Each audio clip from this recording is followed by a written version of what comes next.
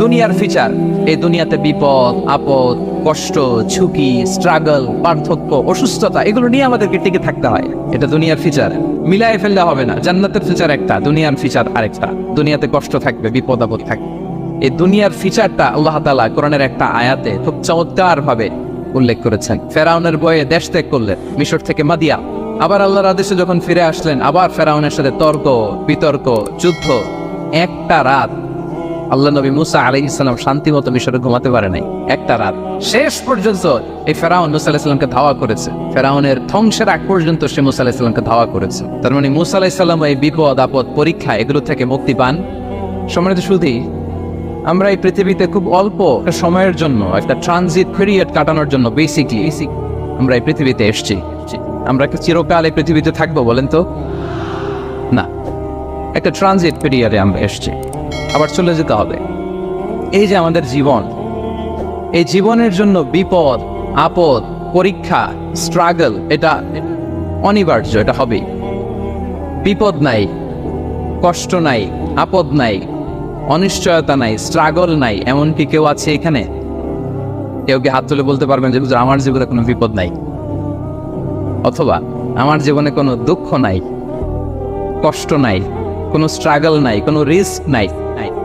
এরকম সৌভাগ্যবান কেউ আছেন এখানে? তাহলে জীবনের জন্য পরীক্ষা, এটা অনস্বীকার্য, হবেই হবে পরীক্ষা। পৃথিবীর জীবনটাই এমন, এভাবেই এই লাইফকে ডিজাইন করা হয়েছে। পরীক্ষা থাকবে, এখানে বিপদ থাকবে, এগুলো উত্তীর্ণ হয়ে আপনাকে যেতে হবে। চির সুখ চির শান্তি এটাই পৃথিবীতে হয় না। চির সুখ এবং চির শান্তির জায়গা হচ্ছে জান্নাত। চির সুখ এবং চির শান্তি কোথায়? এটা জান্নাতের বৈশিষ্ট্য। চির সুখ চির শান্তি, টেনশন নাই, ঝামেলা নাই, পরীক্ষা নাই, বিপদ নাই, রিস্ক নাই, স্ট্রাগল নাই। এটা হচ্ছে দ্য ফিচার্স অফ জান্নাত, জান্নাতের ফিচার। কিন্তু সমস্যা বাদে তখন যখন জান্নাতের ফিচার আমরা দুনিয়ায় খুঁজি। যেটা পাবো আমরা জান্নাতে, এটা খুঁজি কোথায়? এই তখনই সমস্যাবাদ। And this is the main problem.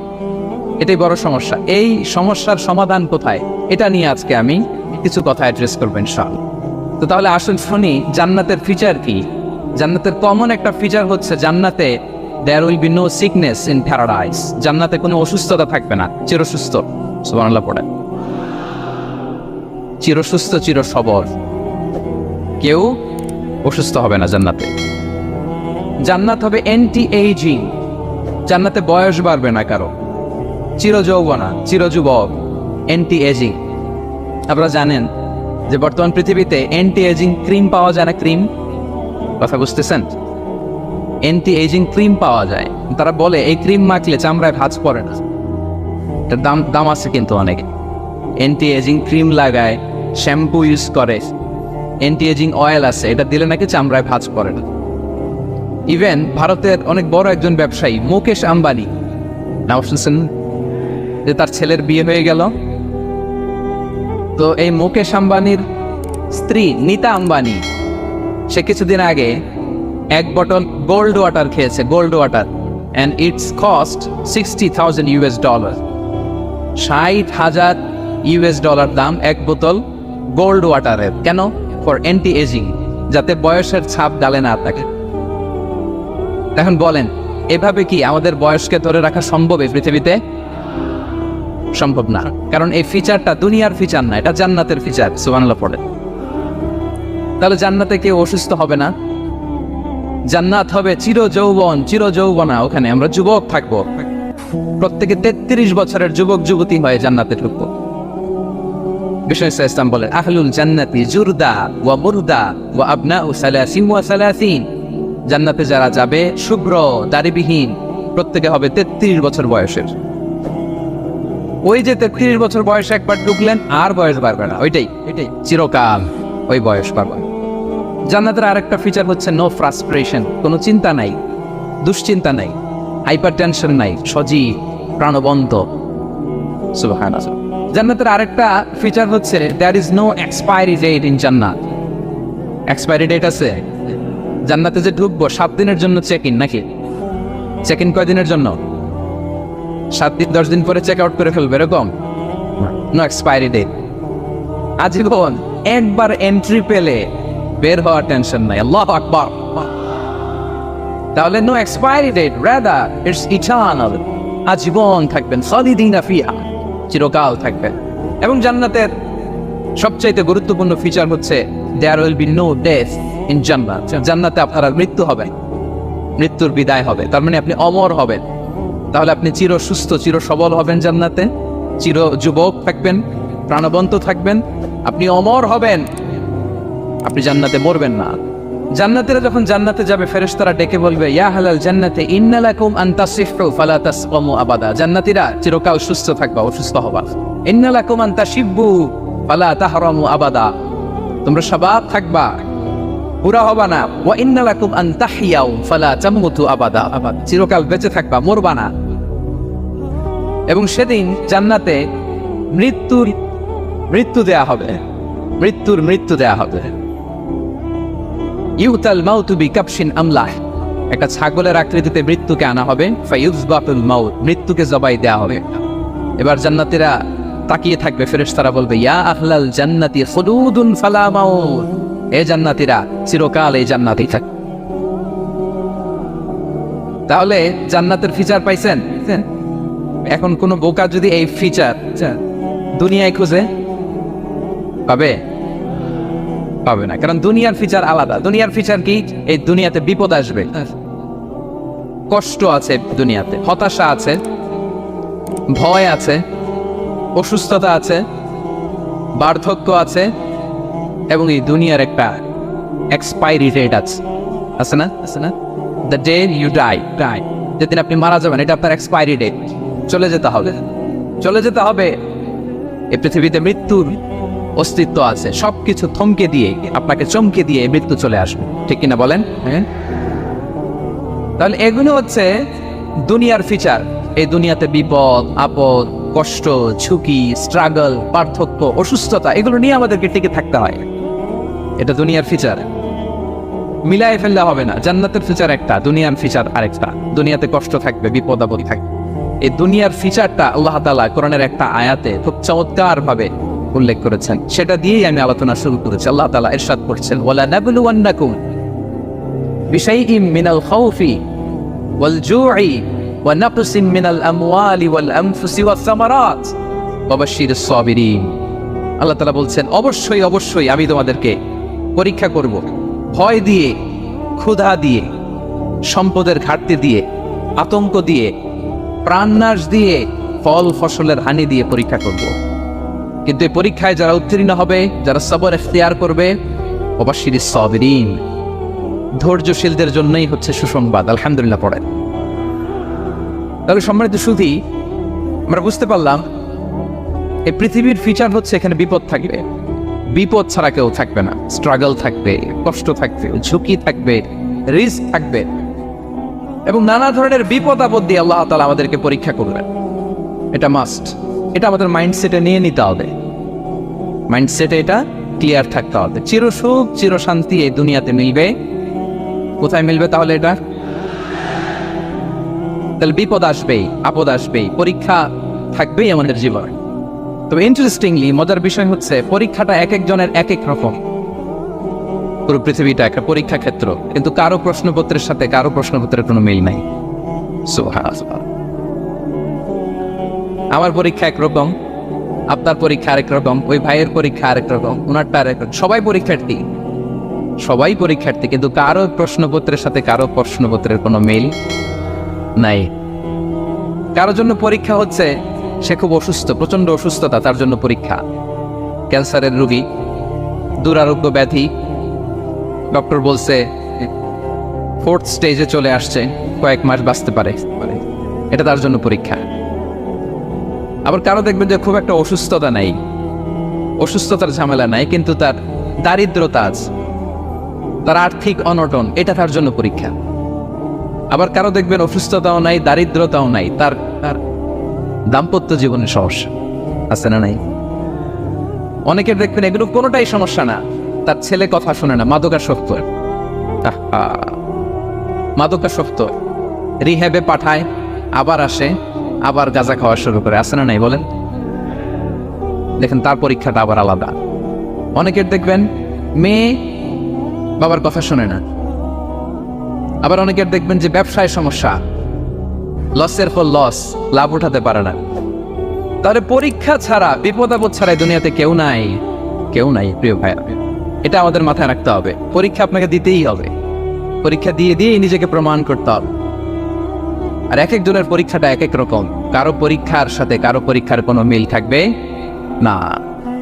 তো মাঝে মাঝে আমরা এটা ভুলে যাই। আল্লাহ তাআলা কালামে পাকে রিমাইন্ডার দিয়ে আমাদেরকে স্মরণ করিয়ে দিতে চান যে এই পৃথিবীতে আসলে তোমরা এসেছো পরীক্ষা দিতে। এটাই জীবনের বড় বাস্তবতা। আমাদের জীবনে যত হতাশা, আমাদের জীবন নিয়ে যত অভিযোগ, আমাদের মনে যত কষ্ট, আমাদের হৃদয়ের ভেতরে যত অস্থিরতা, তার মূলে হচ্ছে এই সমস্যা যে আমরা ভুলেই গেছি আমরা পরীক্ষা দিতে আসছি। এটা যদি ভুলে না যান, এটা যদি আপনার মাইন্ডসেটে থাকে যে পুরো জীবনটা একটা পরীক্ষা, তাহলে দেখবেন কোনো কিছু আপনাকে কাবু করতে পারবে না। আপনি হতাশ হবেন না, জীবন নিয়ে আর অভিযোগ থাকবেন, আপনি ভেঙে পড়বেন না, সব অভিযোগ হতাশা দূর হয়ে যাবে। তারপর বুঝতে পারলাম পরীক্ষা আপনাকে দিতেই হবে। পরীক্ষা দেয়া ছাড়া এই পৃথিবী থেকে চলে যাওয়ার কোনো চান্স বা সুযোগ আমাদের কারো নেই। সূরাতুল আনকাবুতে আল্লাহ তাআলা এই কথাটা আরো চমৎকার ভাবে বলেছেন। আল্লাহ তাআলা ইরশাদ করছেন, আহাসিবান নাসু আইয়ুতরাকু আইয়াকুলু আমান্না ওয়া হুম লা ইফতানুন ওয়ালাকাদ ফাতান্নাল্লাযীনা মিন ক্বাবলিহিম ফালা ইয়া'লামান্নাল্লাহুল্লাযীনা সাদাকু ওয়ালা ইয়া'লামান্নাল কাযিবিন। আল্লাহ বলেন, মানুষ কি ভেবেছে সে শুধু বলবে আমি ঈমানদার আর তাকে আমি জান্নাতে ঢুকাই দেব? না, কখনো না, কোশ্চিন কালেও না। বরং পূর্ববর্তীকালে যারা পৃথিবীতে এসেছিল তাদেরকে আমি পরীক্ষায় নিয়েছি, পরীক্ষা করেছি, এবং তাকেও ঈমানের প্রশ্নে সে সত্যবাদী না মিথ্যাবাদী পরীক্ষা দিয়ে দিয়ে নিজেকে প্রমাণ করতে হবে। ঠিক কিনা বলেন? পরীক্ষা দিয়ে আপনাকে প্রমাণ করতে হবে। এবং এই পরীক্ষার ব্যাপারটা, এটা যে শুধু আমরা সাধারণ মানুষ আমাদের জীবনে দুঃখ বিপদ পরীক্ষা এমনটা না। এই পৃথিবীর সবচেয়ে শ্রেষ্ঠ মানুষ যারা ছিলেন তাদেরকে আল্লাহ পরীক্ষা নিয়েছে। বলেন তো এই পৃথিবীতে সবচাইতে শ্রেষ্ঠতম মানুষ কারা? সবচাইতে শ্রেষ্ঠ ভালো মানুষ কারা ছিল পৃথিবীতে? বলেন তো নবীরা। আওয়াজ করে বলেন তো কারা? তো বলেন তো নবীদের জীবনে পরীক্ষা ছিল কি ছিল না? হ্যাঁ ছিল, বেশি না কম? বিষ্ণু ইসলামকে জিজ্ঞাসা করা হলো, আইয়ুন নাসি আশাদ্দু বালাআন ইয়া রাসূলুল্লাহ, হে আল্লাহর রাসূল এই পৃথিবীতে কাদের জীবনে পরীক্ষা বেশি? বিষ্ণু ইসলাম বললেন, আল আম্বিয়া, নবীদের জীবনে। আল আম্বিয়া সুম্মাল আমসাল ফাল আমসাল, সবচাইতে জীবনে পরীক্ষার সম্মুখীন সবচাইতে বেশি হয়েছেন নবীর। তারপরে নবীদের পরবর্তী অবস্থান যাদের সিদ্দিকিন যারা, সোহাদা যারা, সলিহিন যারা, আল্লাহওয়ালা যারা, তাদের জীবনে পরীক্ষা বেশি। ইউবতালার রাজুলু আলা হাসাবি দীনি, ব্যক্তির দিনদারি যত বেশি তার জীবনে আল্লাহর পরীক্ষাও তত বেশি। আপনি আল্লাহওয়ালা হবেন, আপনার জীবনে পরীক্ষাও অনেক বেশি। এজন্য ইমানদার হওয়া যেমনি মর্যাদার, ইমানদারের জীবনে পরীক্ষাও হবে অনেক বেশি। এবং পরীক্ষা যত বড়, খেয়াল রাখতে হবে, মন খারাপ করার কোনো সুযোগ নেই। পরীক্ষা যার জীবনে যত বড়, সেটাতে সফল হতে পারলে ওটার প্রতিদানও বড়। পরীক্ষা যত বড়, এটাতে সাকসেস হইতে পারলে এটার রিওয়ার্ডও তত বড়। বিষ্ণু ইসলাম বলেন, ইযামুল জাযাই মাআ ইযামিল বালা, বালা যত বড় জাযাও তত বড়, প্রতিদানও তত বড়। কারণ নবীদের জীবনে যদি খেয়াল করেন দেখবেন, যেই নবীর জীবনে পরীক্ষা যত বেশি সেই নবীর জীবনে সফলতাও তত বেশি। সাইয়েদানা ইব্রাহিম আলাইহিস সালামের কথাটা একটু খেয়াল করেন তো, বলেন তো ওনার জীবনে পরীক্ষা কেমন ছিল, বেশি না কম? ওনার জীবনের পরীক্ষা থেকেই তো আমরা এই শব্দটা ব্যবহার করি, আমরা বলি অগ্নি পরীক্ষা। কি বলি? মানে আগুনে নিক্ষেপ করা হয়েছে সাইয়েদানা ইব্রাহিম আলাইহিস সালামকে, তাও স্বাভাবিকভাবে না, উলঙ্গ করে, ন্যাকেট করে ওনাকে অপমানিত করবার জন্য ওনার গায়ের জামা কাপড় খুলে উলঙ্গ অবস্থায় আল্লাহর খলিল সাইয়েদানা ইব্রাহিম আলাইহিস সালামকে অগ্নিকুণ্ডে নিক্ষেপ করা হয়েছিল। এরকম এক্সপেরিয়েন্স এই অডিটোরিয়ামের ভেতরে আমাদের কখনো হয়েছে? তাইলে সাধারণ মানুষের জীবনের পরীক্ষা আর নবীদের জীবনের পরীক্ষার মধ্যে পার্থক্য আছে না নাই? ওই পরীক্ষায় উনি পাশ করে ফেললেন।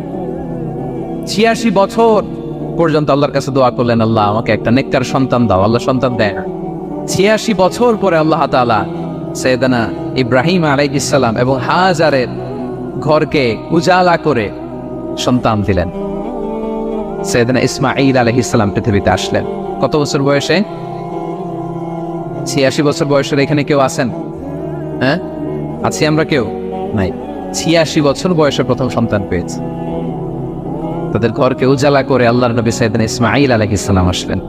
এবার আল্লাহ বললেন, যাও স্ত্রীকে আর এই কলিজার টুকরা সন্তানকে থাকো তো প্যালেস্টাইনে, প্যালেস্টাইন থেকে ১,৫০০ কিলোমিটার দূর দ্য ব্যারেন ল্যান্ড, ওই মক্কার ধুধু মরু প্রান্তরে রেখে আস, যেখানে কেউ নাই, মানুষ নাই, গাছ নাই, পাখি নাই, পানি নাই, যাও রেখে আস। আচ্ছা বলেন তো, ৮৬ বছর পরে যে লোকটা সন্তান পেল, বুঝেশুন উত্তর দিয়েন, ৮৬ বছর পরে যে লোকটাকে আল্লাহ তাআলা সন্তান দিল, তার হৃদয়ে ওই সন্তানের জন্য মায়া বেশি না কম? এমনি তো আমাদের প্রথম সন্তানের হিস্ট্রিটা একটু খেয়াল করেন তো। প্রথম আমাদের যে মেয়ে হয়েছিল বা যাদের ছেলে হয়েছিল, তার প্রতি আদর, সোহাগ, দরদ, ভালোবাসা, আল্লাহ কত ছিল। আর ৮৬ বছর বয়স আল্লাহ তাআলা ওনাকে সন্তান দিলেন, দিয়ে বললেন যাও হাজারকে আর ইসমাঈলকে মক্কার ধুধুমরু প্রান্তরে রেখে আস। আল্লাহ তাআলা বলতে দেরি, চলে যেতে দেরি নাই, মুহূর্তে উনি রওনা হয়ে গেলেন। সুবহানাল্লাহ পড়বেন না? রেখে আসলেন মক্কার ধুধুমরু প্রান্তরে। এবার আল্লাহ বললেন, যাও রিটার্ন ব্যাক টু প্যালেস্টাইন, প্যালেস্টাইনে চলে যাও। চলে গেলেন, হৃদয়টা ভেঙে খান খান। অনেক বছর পরে আল্লাহ তাআলা আবার অনুমতি দিলেন, যাও এবার ছেলেকে রেখে আসতে পারো, যাও প্যালেস্টাইন থেকে আবার মক্কা যাও। সাইয়েদনা ইব্রাহিম আলাইহিস সালাম প্যালেস্টাইন থেকে আবার ১,৫০০ কিলোমিটার পথ পাড়ি দিয়ে, এখনকার মতো ফ্লাইটে যায় নাই, গাড়িতেও না, উটে করে। কিসে করে? উনি যে কতবার মক্কা থেকে ফিলিস্তিন এসেছেন আর গিয়েছেন, কোনো ইয়ত্তা নাই, গেলেন। এবার ছেলেটা হাঁটতে পারে, দৌড়াতে পারে, একটু একটু কথা বলতে পারে, আব্বু আব্বু ডাকতে পারে। কেমন মায়া লাগে বলেন তো? মায়া ভালোবাসায় যখন টইটম্বুর, ঠিক ওই মুহূর্তে আল্লাহ বললেন, ছেলেকে জবাই করো, জবাই করো ছেলেকে। আল্লাহ তাআলা বলতে দেরি করেছেন, আল্লাহর আদেশ পালনে ১ সেকেন্ডও তিনি দেরি করেন নাই।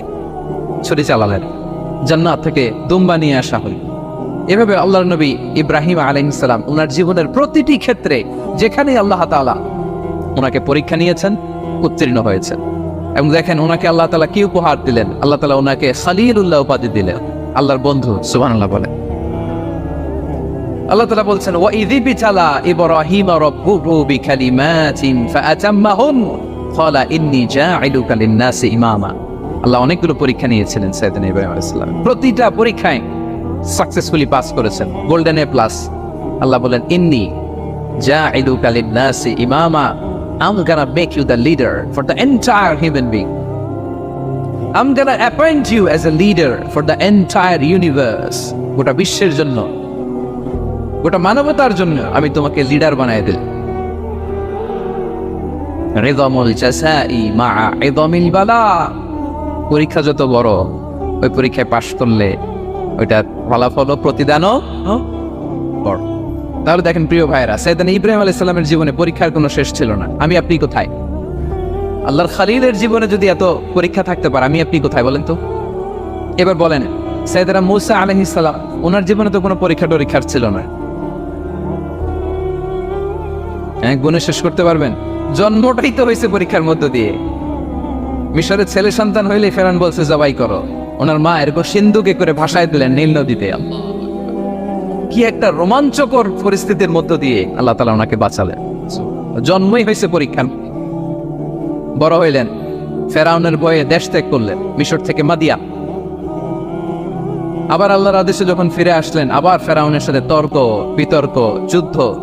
একটা রাত আল্লাহ নবী মূসা আলাইহিস সালাম শান্তি মতো মিশরে ঘুমাতে পারে নাই। একটা রাত শেষ পর্যন্ত এই ফেরাউন মূসা আলাইহিস সালামকে ধাওয়া করেছে। ফেরাউনের ধ্বংসের আগ পর্যন্ত সে মূসা আলাইহিস সালামকে ধাওয়া করেছে। তার মানে মূসা আলাইহিস সালাম এই বিপদ আপদ পরীক্ষা এগুলো থেকে মুক্তি পান নাই। এবার বলেন ঈসা আলাইহিস সালামের কথা, ওনার জীবনে তার পরীক্ষা ছিল না। কি পরীক্ষা ছিল? হ্যাঁ, same scenario goes to the biography of every messenger in the world. পৃথিবীর সব নবীর ক্ষেত্রে একই ঘটনা ঘটেছে। সাইয়েদনা ঈসা আলাইহিস সালাম দাওয়াত যখন দিলেন, ওনার বিরোধিতা শুরু হলো, ওনাকে হত্যার ষড়যন্ত্র হলো, ইভেন কি ওনাকে মারার জন্য বনি ইসরায়েলেরা উদ্ধত হলো, জানে বাঁচবার জন্য পালালেন, এক ঘরে ঢুকলেন, চারদিক দিয়ে ঘেরাও করল, উনি দরজা জানালা লাগাই দিলেন। ওরা বললো একজন দরজা ভেঙে জানালা ভেঙে ভিতরে ঢুকো, ঢুকে দেখো বেটা ঈসা কি করে। একজন ভিতরে ঢুকছে, ঢুকার সাথে সাথে বল রাফাআহুল্লাহু ইলাইহি, আল্লাহ তাআলা ঈসা আলাইহিস সালামকে উপরে উঠায় নিলেন। আর যেই লোকটাকে তারা ভেতরে ঢুকালো তার চেহারাকে আল্লাহ তাআলা ঈসা আলাইহিস সালামের চেহারার মতো করে দিলেন। এবার তার বাইরের সাথীরা বলে ঘটনা কি, বেটা ঈসাও বেরোয় না, আমাদের লোকটাও বেরোয় না, সবাই ঢুক। দরজা ভেঙে ভেতরে ঢুকে দেখে ঈসা দাঁড়ায় আছে। বলেন তো এটা ঈসা না মিসা? এটা কি আসল ঈসা? ওমা কতালু ওমা সালাবু ওয়ালাকিন শুব্বিহা লাহুম। আল্লাহ বলে তোমরা আমার নবী ঈসাকে হত্যাও করতে পারো নাই, শুলেও চড়াতে পারো নাই, আমি সেফটি সিকিউরিটি দিয়ে আমার নবী ঈসা আলাইহিস সালামকে আকাশে তুলে নিয়েছি। তাহলে ওনার জীবনও পরীক্ষার শেষ ছিল না। এবার যদি আমরা বিশ্বনবী সাল্লাল্লাহু আলাইহি ওয়াসাল্লামের জীবনের দিকে তাকাই, ওনার জীবনটা দেখেন তো। আমাদের পেয়ারা নবী বিশ্বনবী মুহাম্মদুর রাসূলুল্লাহ সাল্লাল্লাহু আলাইহি ওয়াসাল্লাম, ওনার জীবনে কি স্ট্রাগল ছিল? স্ট্রাগল মাক্কি জীবনের কথা যদি একটু খেয়াল করেন, দেখেন তো 3 বছর শিয়াবে আবি তালেবে জেল কেটেছে, না খেয়েছিলেন। ওনার বংশের লোকেরা প্রথমে ছাগল খেয়েছে, ছাগলগুলো যখন শেষ, ছাগলের চামড়াগুলো শুকিয়ে ওইটা খাইছে।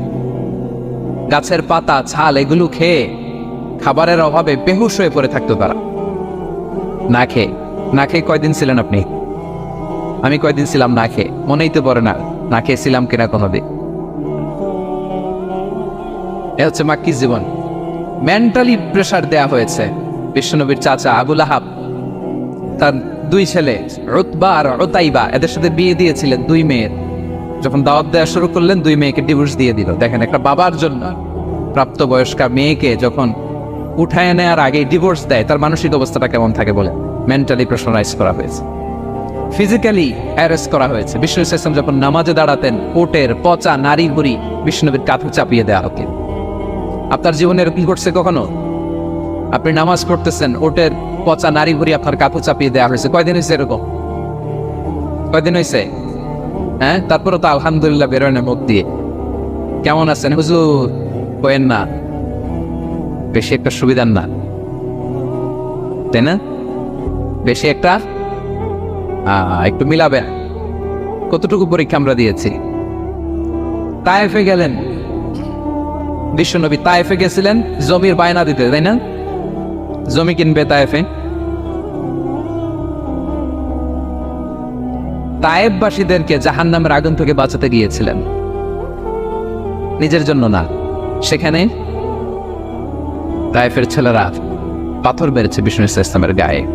এত শুভ্র দেহ ছিল, চেহারা ছিল, বিষ্ণুবীর গা দিয়ে ঝরঝর করে রক্ত ঝরেছে। ফিজিক্যাল হ্যারাসমেন্টের শিকার হয়েছেন বিষ্ণু ইসলাম। যখন যেদিন বিষ্ণু ইসলামকে হত্যার ষড়যন্ত্র করা হলো, আল্লাহ তাআলার আদেশে তিনি মক্কা থেকে মদিনায় হিজরত করলেন। মদিনাতে যে একটা রাত 7ম হিজরির আগ পর্যন্ত শান্তিতে ঘুমাতে পারেন নাই।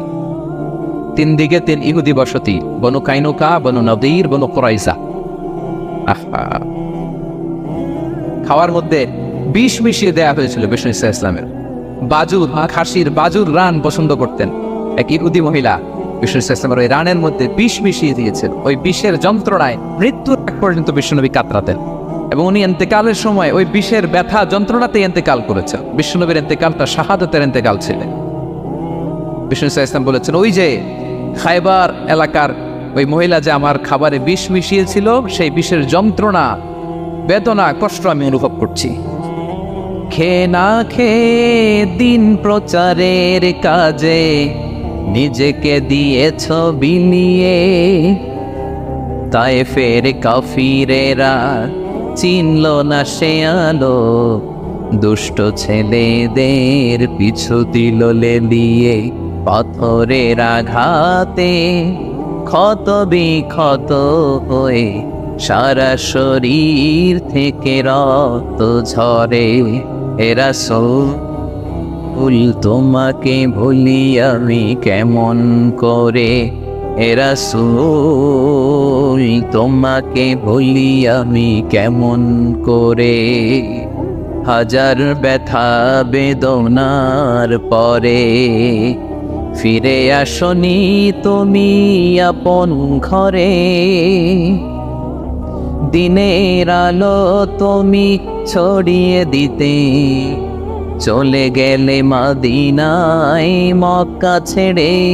হে রাসূল তোমাকে ভুলি আমি কেমন করে। হে রাসূল তোমাকে ভুলি আমি কেমন করে। ঠিক কিনা বলেন? একটা রাত শান্তির ঘুম তিনি দিতে পারেন নাই। প্রিয় ভাইয়েরা, তাহলে আমরা কি বুঝলাম? বিশ্বনবীর জীবনও পরীক্ষা ছিল কি ছিল না? আমাদের উপায় আছে? আমরা বাঁচতে পারবো এই বিপদ আপদ পরীক্ষা জঞ্জাল থেকে? বাঁচতে চাইলেও বাঁচতে পারবো? পারবো না। ইমাম মালিক আলাইহি রাহমা নাম শুনেছেন? ইমাম মালিক, ওনার জ্ঞান থেকে লাখো লাখো মানুষ উপকৃত হয়েছে, কোটি কোটি মানুষ উপকৃত হয়েছে। মদিনার রাস্তায় রশি দিয়ে ওনাকে টেনে হিচড়ে এক এলাকা থেকে আরেক এলাকায় দিত জালেম বাদশাহ ইমাম মালিক আলাইহি রাহমা। ইমাম আহমদ ইবনে হাম্বল,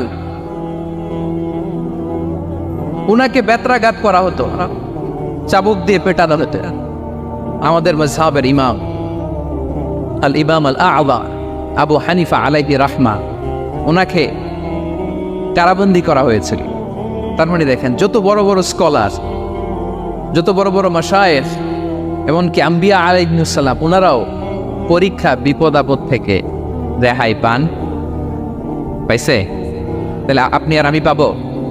বলেন তো। তাহলে এটা আমাদের ব্রেইনে গেঁথে নিতে হবে যে জীবন মানেই এখানে বিপদ থাকবে, পরীক্ষা থাকবে, স্ট্রাগল করে করে আমাকে আগাতে হবে। কেউ আমার জন্য রেড কার্পেট বিছিয়ে রাখবে না। এই জীবনটা বড় জটিল। This is life, how it's design. এভাবেই পৃথিবীকে ডিজাইন করা হয়েছে। এখানে বিপদ আছে, কষ্ট আছে। এই পরীক্ষা দিয়ে দিয়ে আপনাকে উত্তীর্ণ হতে হবে। বুঝতে পেরেছেন প্রিয় ভাইয়ের? নাও দ্য কোশ্চেন আরাইজ, এখন প্রশ্ন হচ্ছে, কেন আল্লাহ এই পরীক্ষা নেন? কেন? আল্লাহ তাআলা সূরা মুলকে বলেছেন, এই পৃথিবী সাজানোর, এই জীবন মৃত্যুর এই খেলা, এটার উদ্দেশ্যটাকে আল্লাহ তাআলা স্পষ্ট করে বলেছেন, আল্লাযী খালাকাল মাউতা ওয়াল হায়াতা লিয়াবলুয়াকুম আইয়ুকুম আহসানু আমালা। জীবন মৃত্যু দিয়ে তোমাদের জীবনকে সাজানো হয়েছে এজন্য, যাতে করে তিনি তোমাদের পরীক্ষা করতে পারেন। কি করতে পারেন? তোমাদের মধ্যে কে সৎকর্মে অগ্রগামী, কে কাজে ভালো, আমলে ভালো, এটা দেখার জন্য। বেসিকলি আল্লাহর দেখার প্রয়োজন নাই, আমাদেরকে দেখানোর জন্য এই পরীক্ষার আয়োজন। আমি ভালো করবো না খারাপ করবো এটা আল্লাহ জানে না? তো ওনার পরীক্ষা করা লাগে কেন? কথা বলেন। আমি জান্নাতি না জাহান্নামী এটা আল্লাহ জানেন না? বেসিকলি আমাদেরকে জানানোর জন্য এই পরীক্ষার আয়োজন। কাদেরকে জানানোর জন্য? মানে তুমি জেনে যাও তুমি জান্নাতি না জাহান্নামী। আমি ভালো করেই জানি। একটা ছোট্ট উদাহরণ দিলে বুঝতে পারবেন প্রিয় ভাইয়েরা। ধরেন আল্লাহ তাআলা দুইজনকে সৃষ্টি করলেন। উদাহরণস্বরূপ, একজনের নাম আব্দুল্লাহ, আরেকজনের নাম আব্দুর রহমান। সৃষ্টির পরে আব্দুল্লাহকে বললেন, আব্দুল্লাহ, আমি জানি তুমি পৃথিবীতে 50 বছর হায়াত পাইতা, খুব ভালো কাজ করতে, তুমি দুনিয়াতে অনেক ভালো কাজ করতে, এটা আমি আগেই জানি। আমার অসীম জ্ঞান বলে আমি আগে থেকেই জানি। তো যাও, তোমার এইমাত্র সৃষ্টি করলাম, যাও তুমি জান্নাতে ঢুকে যাও, কারণ আমি জানি তুমি জান্নাতি হবে। আর আব্দুর রহমান, তুমি পৃথিবীতে খুব খারাপ কাজ করতে, এটা আমি জানতাম। তোমারে পাঠাইলে খারাপ কাজ করবা, তুমি সীমা লঙ্ঘন করবা, অন্যায় করবা, অপরাধ করবা, তুমি জাহান্নামী হবা, যাও। যেহেতু আমি জানি পরীক্ষার আর দরকার নেই, তোমারে জাহান্নাম দিয়ে দিলাম, যাও ঢুকে যাও। আব্দুল্লাহ ঠিকই জান্নাতে ঢুকে যাবে, আব্দুর রহমান কি ঢুকবে? ঢুকবে। সে বলবে, আল্লাহ এই মাত্র আমারে বানাইলেন, এই মাত্র আপনি আমাকে সৃষ্টি করলেন, সৃষ্টি করেই বলতেছেন তুমি জাহান্নামে যাও, আর বলতেছেন আমি জানি দুনিয়াতে পাঠালে তুমি খারাপ কাজ করবা, তুমি জাহান্নামী হবা, পাঠানোর আর কি দরকার, আগে থেকে জাহান্নামে যাও। আল্লাহ আপনি জানলে জানতে পারেন, আমি তো জানি না। ঠিক কিনা বলেন? সে বলবে, না আল্লাহ আপনি ভুল বলতেছেন, এই দুনিয়াতে পাঠাইলে আমি খুব ভালো কাজ করতাম, আমি সীমা লঙ্ঘন করতাম না, নামাজ পড়তাম, রোজা রাখতাম, হজ করতাম, যাকাত দিতাম, সাদাকা করতাম, চ্যারিটি করতাম, জনকল্যাণকর সব ভালো কাজগুলো আল্লাহ আমি করতাম। এজন্য আল্লাহ তাআলা পরীক্ষার আয়োজন করেছেন, যাতে করে তুমি জেনে যাও যে পৃথিবীতে তুমি কি করেছো। এখন আর আল্লাহকে এক্সকিউজ দেওয়ার সুযোগ নেই। আচ্ছা বলেন তো, আবু জাহেলকে যদি আল্লাহ এখন কিয়ামতের দিন বলে, Abu Jahl go to the hell fire, আবু জাহেলের কিছু বলার সুযোগ আছে? কারণ ও দুনিয়াতে কি করে আসছে এটাও জানে না। ফেরাউনকে ডেকে যদি আল্লাহ বলে, ফেরাউন তুমি জাহান্নামে যাও, go to the hell fire, ওর কি কোনো এক্সকিউজ দেওয়ার সুযোগ আছে? বলেন, সুযোগ আর আছে? কারণ তুমি দুনিয়াতে কি করেছো তোমার চেয়ে ভালো কেউ আর জানে।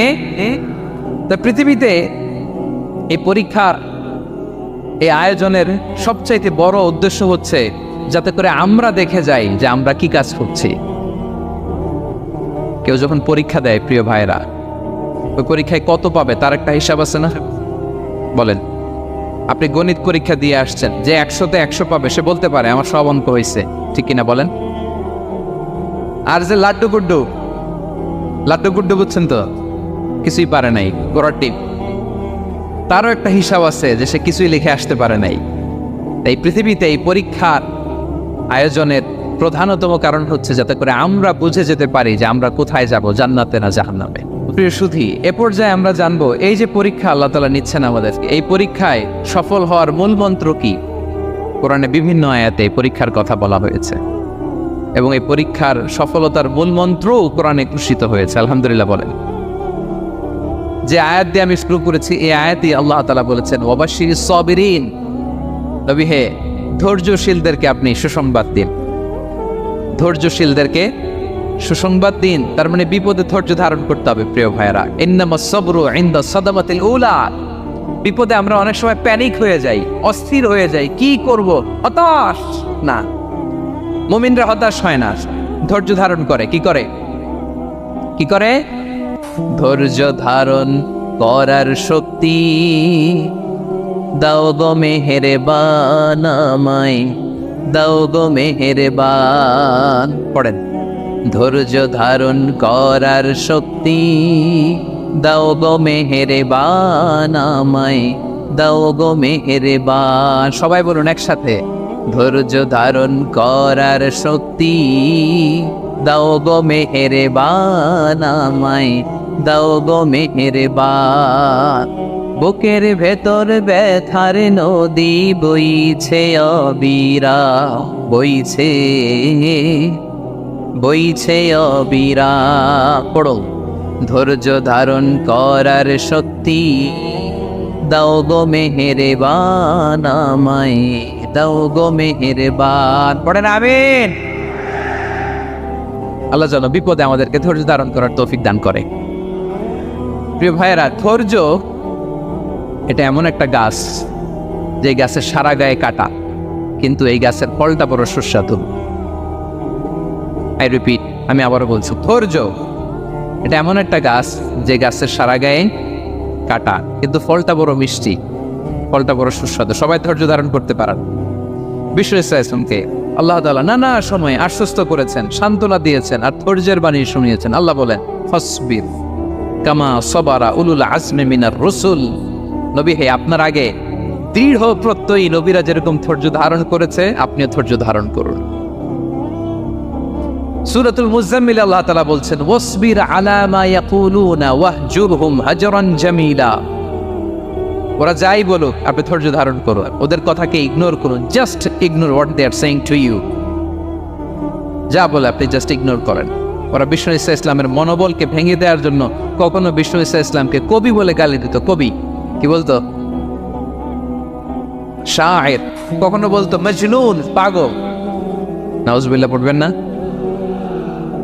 পাগল বলে গালি দিত। মাঝে মাঝে বলতো কাহিন, গণক। মাঝে মাঝে বিষ্ণু ঈসা ইসলামকে তারা বলতো আবতার, লেস কাটা। মুহাম্মদ তোমার ছেলে নাই, তোমার বংশ নির্বংশ হয়ে গেছে, তোমার নাম নেওয়ার মতো কেউ নাই। আহা, কপাল পোড়া। গোটা বিশ্বব্যাপী বিষ্ণু ঈসা ইসলামের সুনাম সুখ্যাতি ছড়িয়ে দিয়েছে কে? আকাশ বাতাস মাড়িয়ে, সাত আকাশ ছাড়িয়ে আল্লাহর আরশ পর্যন্ত আল্লাহ তাআলা বিষ্ণুনবীর সুনাম সুখ্যাতিকে সুউচ্চ করেছেন। ঠিক কিনা বলেন? ইগনোর করুন। আপনাকে কবি বলে, গণক বলে, আপনাকে পাগল বলে, আপনাকে লেস কাটা বলে, জাস্ট ইগনোর দেন।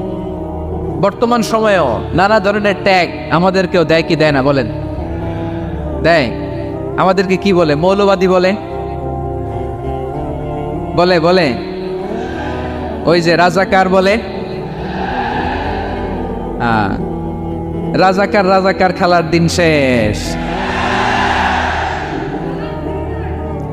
মন মতো হইলে মুক্তিযোদ্ধা, মন মতো না হইলে রাজাকার, এই দিন শেষ। ওই দিন আর নাই, এই কার্ড দিয়ে আর খেলার দিন নাই। এগুলো মানুষ আর খায় না এখন, এগুলো গিলে না আর। সাধারণ মানুষ বড্ড সচেতন। দেখেন কালের বিবর্তনে, সময়ের আবর্তনে একই পরিক্রমা আমাদেরকেও ট্যাগিং করে, আমাদেরকে মৌলবাদী বলে, ব্যাকডেটেড বলে, রাজাকার বলে, জঙ্গি বলে, যুদ্ধাপরাধী বলে, আছে না এরকম? ওয়াসবির আলা মা ইয়াকুলুন, নিজের সাথে মিলায় নেন, যা বলে ধৈর্য ধারণ করো। ওয়াহজুরহুম হাজরান জামিলা, জাস্ট ইগনোর দ্যাট, ভালোভাবে ইগনোর করেন, খালাস, সালাম দিয়ে কেটে পড়েন। তাহলে প্রিয় ভাইরা, এই বিপদ আপদ আমাদের পিছু ছাড়বে না, পিছু ছাড়বে না। নবীদের পিছু ছাড়ে নাই, আমরা কোথায়? আমরা আর কি? বিপদ আমাদেরকে ধৈর্য ধারণ করতে হবে, মনোবল হারাইলে হবে না। দেখেন বিশ্বনবী কিভাবে আপনাদেরকে সান্ত্বনা দেয়। বিশ্বনবী বলেন, আজাবান লি আমরিল মুমিন, মুমিনের ব্যাপারটা বড় আশ্চর্যজনক। ফাইন্না আমরাহু কুল্লাহু লাহু খাইর, মুমিনের জীবনে যা ঘটে সবটাই খাইর, সবটাই কল্যাণ। ইন আসাবাতহু সাররাউ শাকারা ফাকানা খাইরাল্লাহ ওয়া ইন আসাবাতহু দাররাউ সাবারা ফাকানা খাইরাল্লাহ। মুমিনের জীবনে যদি সুখ আসে তাহলে মুমিন শুকরগুজার হয়, এটা তার জন্য ভালো। আর যদি মুমিন জীবনে দুঃখ আসে তাহলে সে সবর ইখতিয়ার করে, এটাও তার জন্য ভালো। সুবহানাল্লাহ। তাহলে দেখেন, আমরা হয় সুখে থাকি নয় দুঃখে থাকি, ঠিক কিনা বলেন?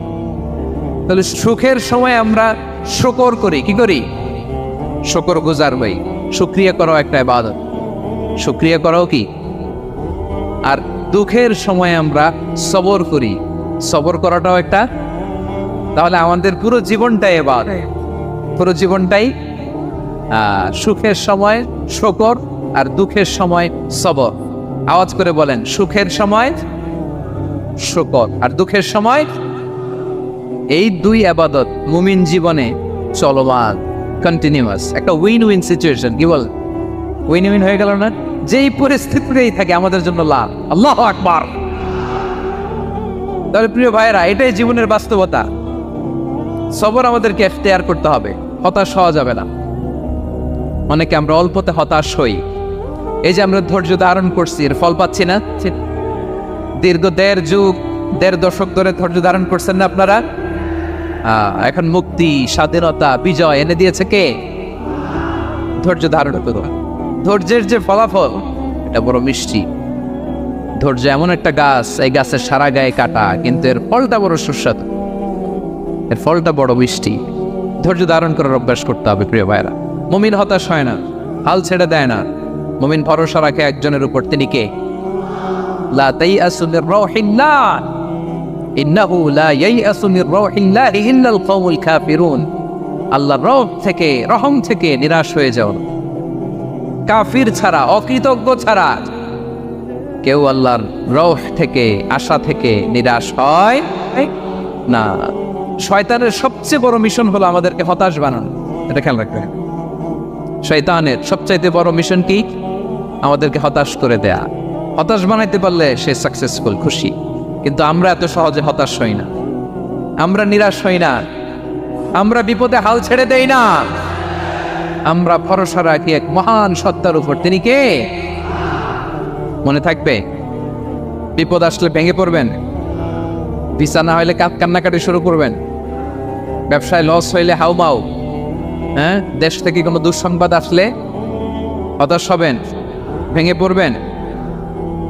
ধৈর্য ধারণ করব আমরা। আওয়াজ করে বলেন, আমরা কি করব? সবর।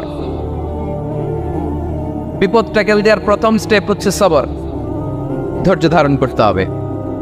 অবশ্যই সাবিরিন, ধৈর্যশীলদেরকে সুসংবাদ দাও। বিপদ থেকে বাঁচার দ্বিতীয় স্টেপ হচ্ছে এই বিপদ থেকে উত্তরণের চেষ্টা করতে হবে। কন্টিনিউয়াস প্রচেষ্টা চালিয়ে যেতে হবে। ওয়াল্লাযীনা জাহাদু ফিনা লানাহদিয়ান্নাহুম সুবুলানা। যারা আমার রাস্তায় চেষ্টা করে, প্রচেষ্টা করে, স্ট্রাগল করে, তাদেরকে আমি পথ দেখিয়ে দেই, সুবুল দেখিয়ে দেই, ওয়ে আউট দেখায় দেই, এক্সিট দেখায় দেই। কোথাও আটকাবেন না আপনি, আপনাকে এক্সিট দেখাই দিবে কে? মালয়েশিয়াতে কেলুয়ার বলে না, কেলুয়ার কি বলে চেনেন? কেলুয়ার মানে কি? এক্সিট। এক্সিট পেয়ে যাবেন, আটকাবেন না আপনি জীবনে কোথাও। 3 নাম্বার, আল্লাহর উপর তাওয়াক্কুল করতে হবে বিপদ আসলে। ওমাইয়া তাওয়াক্কাল আলাল্লাহি ফাহুয়া হাসবুহ। আল্লাহর উপর যে তাওয়াক্কুল করে, আল্লাহই তার জন্য যথেষ্ট হয়ে যায়।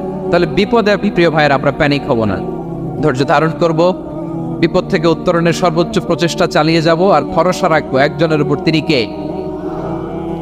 আর বিপদ আসলে এটাকে নেগেটিভলি নেবেন না সবসময়। বিপদ আপদ এটা অনেক পজিটিভ ভালো জিনিস আমাদের জীবনে বয়ে নিয়ে আসে।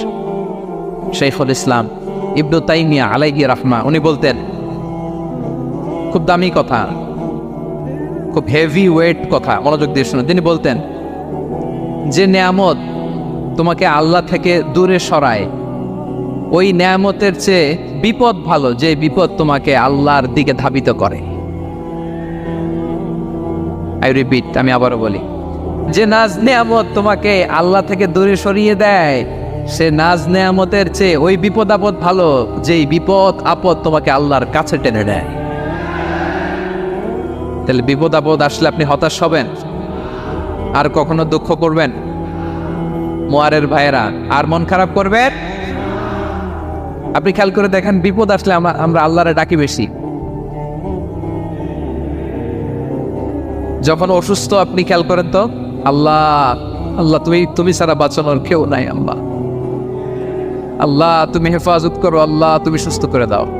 যখন লাইফ থ্রেট, দেখেন আপনি গুম হয়ে যেতে পারেন, আপনার কারাবন্দি করতে পারে, এরকম একটা বিপদের মধ্যে আছেন, তখন খেয়াল করেন তো আল্লাহর সাথে আপনার কানেক্টিভিটি, রিলেশনশিপটা কতটা ডেভেলপ হয়। কারণ বিপদে পড়লে আমরা আল্লাহরে ডাকি বেশি। তাহলে বিপদ আপদেরও কিছু পজিটিভ সাইড বা দিক আমাদের জীবনে আছে না নাই? অনেক পজিটিভ দিক আছে, কয়েকটা শেয়ার করি। 1 নাম্বার, আল্লাহ 1 নাম্বার পজিটিভ সাইড তো বললাম, ইমাম ইবনু তাইমিয়া যেটা বললেন। এরপরে হচ্ছে মাঝে মাঝে আল্লাহ তাআলা আমাদের মর্যাদাকে আপগ্রেড করতে চায়, এলিভেট করতে চায়। আপনি ধরেন কোন একটা এয়ারলাইন্সের রেগুলার প্যাসেঞ্জার টিকিট কাটেন, মাঝে মাঝে হঠাৎ করে দেখবেন কাউন্টারে গেলে তারা বলে, you are upgraded to business class, অথবা you are upgraded to first class. যেহেতু রেগুলার প্যাসেঞ্জার, অনেক মাইলস জমা হয়েছে, আপগ্রেড করে দেয়। আল্লাহ তাআলা মাঝে মাঝে চায় তিনি আমাদের মর্যাদাকে, র্যাঙ্ক, এটাকে আপগ্রেড করবেন, কিন্তু আমার যে আমল আখলাকের অবস্থা, ওইটা দিয়ে ওই আপগ্রেড র্যাঙ্কে যাওয়ার সুযোগ নাই। বুঝতেছেন কথা? আল্লাহ চায় আমার লেভেল একটু আপ করতে, কিন্তু আমার আমলের যে অবস্থা, এতে আমি ওখানে যাই না। তখন আল্লাহ কিছু বিপদ আপদ দিয়ে, পরীক্ষা দিয়ে বান্দাকে টেস্ট করে। ওই পরীক্ষায় যদি উত্তীর্ণ হন, সাথে সাথে আল্লাহ তাআলা আপনার লেভেল বা র্যাঙ্ক আপগ্রেড করে দেয়। সুবহানাল্লাহ পড়বেন না? তাহলে লাভ না লস? আওয়াজ করে বলেন, লাভ না লস? মুমিন জীবনের সব লাভ।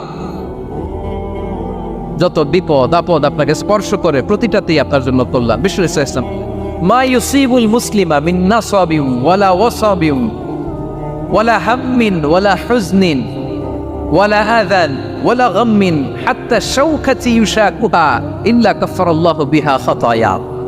আপনার জীবনে যত দুঃখ, যত যন্ত্রণা, যত টেনশন, যত অ্যাংজাইটি, যত ইনজুরি, এমনকি গোলাপ ফুল পাড়তে যে ওখানে যে কাঁটা বাজছে, বরই খেতে যে বরই গাছে ওঠার পরে যে একটা কাঁটা বিঁধছে আপনার হাতে, এর কারণে আল্লাহ তাআলা আপনার গুনাহ মাফ করে দেয়। সুবহান। তাহলে বিপদ আপদ দিয়ে আল্লাহ বান্দার মর্যাদাকে আপগ্রেড করে। বিপদ আপদে ফেলে আল্লাহ তাআলা বান্দার পাপ মোচন করে। বিপদ আপদ দিয়ে আল্লাহ তাআলা বান্দার শাস্তি মওকুফ করে। এমন পাপ করছেন, এটার জন্য শাস্তি বরাদ্দ হয়ে গেছে, কিন্তু আল্লাহ তাআলা ওই শাস্তি থেকে মাঝে মাঝে আপনাকে বাঁচাতে চায়, তখন কিছু বিপদ দিয়ে বান্দারে পরীক্ষা করে। উত্তীর্ণ হলেই আল্লাহ তাআলা ওই শাস্তিকে মওকুফ করে দেয়। তাহলে আসুন সামারি করি, পুরো আলোচনাটার সামারি করি। 1 নম্বর সামারি হচ্ছে বিপদ আপদ, পরীক্ষা, স্ট্রাগল, কষ্ট, এটা সুন্নাতুল্লাহি ফিদ দুনিয়া, এই দুনিয়ায় আল্লাহর সুন্নাত, এর বাইরে কেউ যেতে পারে না, ইভেন নট দ্য মেসেঞ্জার্স, নবীরাও। আজকের আলোচনায় শুনছেন না নবীদের জীবন দিয়ে কি গেছে, ups and downs, test and trial, নবীরাও না। তাহলে এটা আমাদের মাইন্ডসেটের সাথে সেট আপ করে নিতে হবে যে অতীতে, বর্তমানে, ভবিষ্যতে বিপদ আপদ মুক্ত এই পৃথিবীতে কেউ থাকবে না। পারবেন? হ্যাঁ, এটা মাইন্ডসেটে নিয়ে নিতে হবে যে এটাই জীবন, বিপদ আপদ দিয়ে আল্লাহ পরীক্ষা করবেন। এটাই পৃথিবী, চির সুখ চির শান্তি এই পৃথিবীতে খুঁজলেই পাওয়া যায় না। শুরুতে বলছিলাম না, চির সুখ চির শান্তি, বলেন তো এটা কি দুনিয়ার ফিচার না জান্নাতের ফিচার? জান্নাতের ফিচার দুনিয়ায় খুঁজলে পাওয়া যাবে? যাবে না। তাহলে আজকের আলোচনার 1 নম্বর লেসন হচ্ছে বিপদ আপদ এটা সুন্নাতুল্লাহি ফিদ দুনিয়া, এই দুনিয়া আল্লাহর সুন্নাত, এটা থেকে মুক্তি পাওয়ার কোনো সুযোগ নাই, নবীরাও পায় নাই। 2 নম্বর লেসন, বাঁচার যেহেতু সুযোগ নাই, we have to face it with patience, intellect and tawakkul. বিপদে অস্থির হওয়া যাবে না, এটাকে ফেস করতে হবে উইথ পেশেন্স, ধৈর্যের সাথে। বিপদ আমরা মোকাবেলা করব কিসের সাথে? ধৈর্য। প্যানিক হবে না, অস্থির হবে না, ধৈর্য ধারণ করবে। উইথ ইন্টেলেক্ট, আল্লাহর দেয়া আপনার ইন্টেলেক্ট খাটিয়ে এই বিপদ উত্তরণের সর্বান্তকরণের চেষ্টা প্রচেষ্টা আপনার চালায় যেতে হবে। আর সবশেষে আত-তাওয়াক্কুল আলাল্লাহ, ডিপেন্ডিং অন আল্লাহ, ভরসা করবো কার উপর? আল্লাহর উপর। পারা যাবে তো? 2টা লেসন গেল। 3 নম্বর লেসন হচ্ছে আমাদের ছেলে মেয়েদেরকে we have to educate our child regarding the test and trial in this dunya. দুনিয়ার এই বিপদ আপদের ব্যাপারে আমাদের ছেলে মেয়েদেরকে শেখাতে হবে, বোঝাতে হবে। ওরা ছোট মানুষ তো অস্থির হয়ে যায়, আব্বু আমার সাথে কেন এমন হয়, আমারই শুধু পেন্সিল চুরি হয়, আমারই শুধু এটা হয়, আমি পরীক্ষায় খারাপ করি, আমি ব্যথা পাই, আমার এই আমার সেই। ছোট মানুষ তো বুঝে না, ওরা বুঝাইতে হবে যে বাবা, this is the essence of life, এটাই জীবন, এটাই কি এই লাইফ হ্যাকস গুলো তাদেরকে শেখাইতে হবে। ডোন্ট বি প্যানিক, প্যানিক হওয়া যাবে না। This is how life is design, এটাই জীবন, বিপদ আপদ আসবে, এটাকে মেনে নিতে হবে, ছেলে মেয়েদেরকে শিখাইতে হবে, তাহলে তারাও প্যানিক হবে না। পারবেন তো ইনশাআল্লাহ? আচ্ছা, 4 নম্বর লেসন হচ্ছে যেটা আমরা জানলাম, এই বিপদ আপদ সবসময় আমাদের জন্য খারাপ না। Sometimes it brings fire for us if ডেল্ট properly.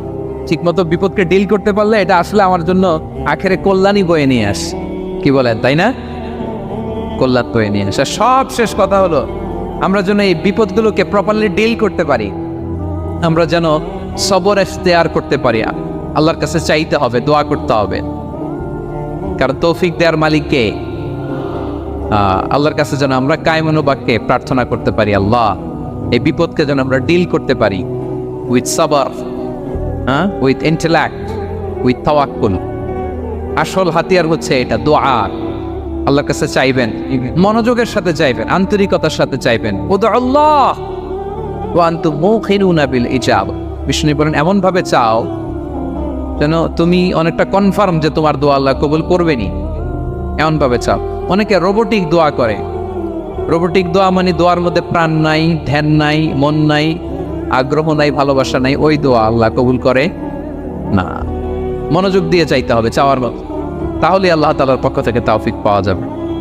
পাওয়া যাবে তো ইনশাআল্লাহ?